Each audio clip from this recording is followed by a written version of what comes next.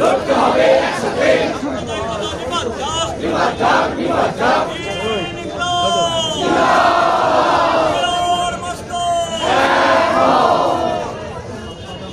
এখন শহীদ প্রতীকে মাল্যদান করবেন কংগ্রেস নেতৃত্ব।